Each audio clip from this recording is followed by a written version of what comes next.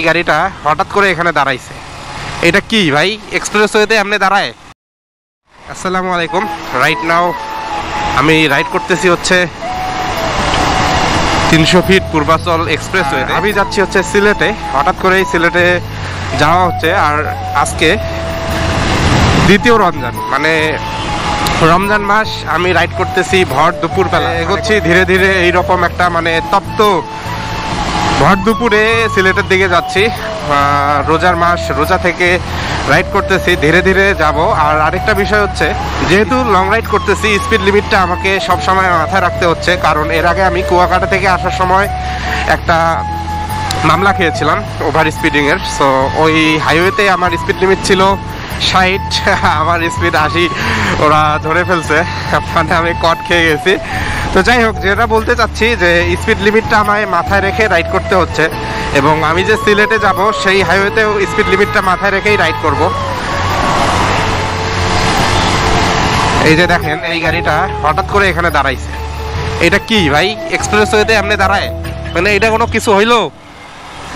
ফালতু কোথাকার এই সমস্ত মানুষ। আসলে এই যে আপনারা প্রতিনিয়ত দেখতেছেন যে 300 ফিটে অ্যাক্সিডেন্ট হচ্ছে। এই যে ধরেন আমার বাইকের স্পিড 60-70 জন্য আমি জিনিসটাকে বুঝতে পারছি বা আস্তে করে সাইড হয়ে বের হয়ে আসলাম।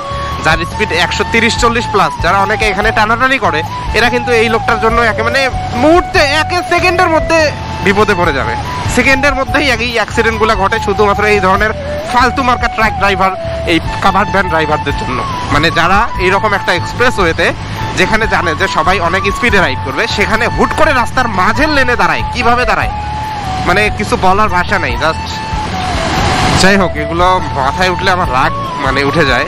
তো এই মুহূর্তে দেখেন ডান দিকে দেখতে পাচ্ছেন এই যে নীলা মার্কেট। 300 ফিট হাঁসের মাংস খাওয়ার জন্য সবাই এখানে আসে। ঢাকা সিলেট হাইওয়ের অবস্থা বর্তমান আসলে খুবই খারাপ। এই যে দেখেন, আমি আছি মাধবতী নরসিংদী। মানে ঢাকা থেকে এখন পর্যন্ত 1 ঘন্টা 12 মিনিট রাইড করছি। এখানে এসে আমার এনার্জি শেষ। মানে এইরকম রাস্তার অবস্থা, এইরকম জ্যাম দেখে মানে রুচি চাচ্ছে না আর সিলেট রাইড করি। এখান থেকে আরও 219 কিলোমিটার রাইড করতে হবে। মানে আমি আমার খালাতো ভাইয়ের বাসায় যাচ্ছি, তো সেখানে যাইতে আরও 219 কিলোমিটার যেতে হবে আমাকে। তো মানে এখানেই রুচি হারাই গেছে। কি একটা অবস্থা! আমি এর আগেও মানুষের কাছে শুনতেছি বা দেখতেছি যে ইদানিং হচ্ছে ঢাকা সিলেট হাইওয়েতে প্রচুর পরিমাণে জ্যাম। আর বিশেষ করে এই বাজারগুলোতে আসলে রাস্তার কাজ চলছিল। তো দেখেন কি অবস্থা। এই যে সব উল্টা পথে আসে, সবাই আসেন, উল্টা আসেন, উল্টাই আসেন। এই হচ্ছে কাহিনী। এই যে সবাই উল্টা আসে আর জ্যাম বাঁধায়। মানে কালকে আমি একটা ভিডিও আপলোড করছিলাম, আপনারা দেখছেন যে রিক্সার মানুষগুলাই রিক্সাওয়ালার জন্য রিকোয়েস্ট করে উল্টা পথে যাওয়ার জন্য। তারা ভালো হবে কিভাবে? মানে কিভাবে এই সমাজটা চেঞ্জ হবে? এই হচ্ছে সমস্যা, বুঝছেন? এই যে দেখেন, এ আসতেছে পুরাই যে উল্টা দিকে। মানে একটু আগে লিটারেলি আমি মানে বলি আপনাদেরকে, আমাকে একটা রিক্সা মেরেই ফেলতে ধরছিল। এই যে এরকম সাইড দিয়ে যাচ্ছি, ও হুট করে এমন করে আমার সামনে চলে আসলো ডান দিকে। মানে কোনো প্রকার ডান বাম তাকানো ছাড়াই ও হুট করেই সামনে চলে আসলো। মানে এত পরিমাণ গালি দিছি ওরে। মানে ওই মুহূর্তে যদি ক্যামেরাটা অন থাকতো আপনারা বুঝতে পারতেন যে রিক্সা কি পরিমাণ ঝুঁকিপূর্ণ মানে অবস্থায় রাইড করে বা চলাফেরা করে এই সমস্ত হাইওয়েতে। মানে বলার বাইরে খুবই বাজে অবস্থা ভাই, খুবই বাজে অবস্থা। বিশেষ করে রিক্সা পুলারদের মানে নজর দেওয়া উচিত, এদেরকে ট্রেনিংয়ের আওতায় আনা উচিত। না হলে সিচুয়েশন দিনকে দিন আরও খারাপের দিকে যাচ্ছে।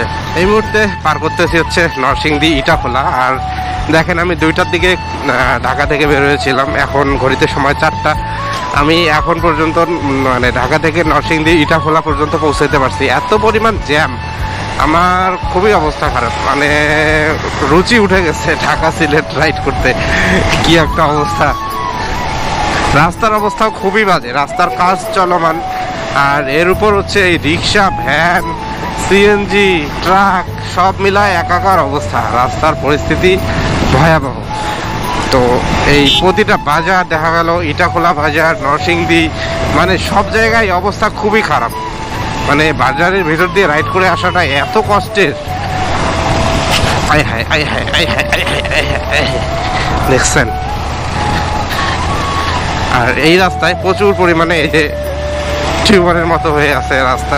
ডান দিকে দেখতে পাচ্ছেন হচ্ছে ভৈরব রেলওয়ে ব্রিজ। আর আমি যাচ্ছি বাম সাইড দিয়ে। তো কিছুটা ক্লান্ত লাগতেছেই, যেহেতু রমজান মাস আর প্রচুর পরিমাণে মানে রোদের একটা তাপ আছেই। এখন যেহেতু মার্চ মাস চলছে,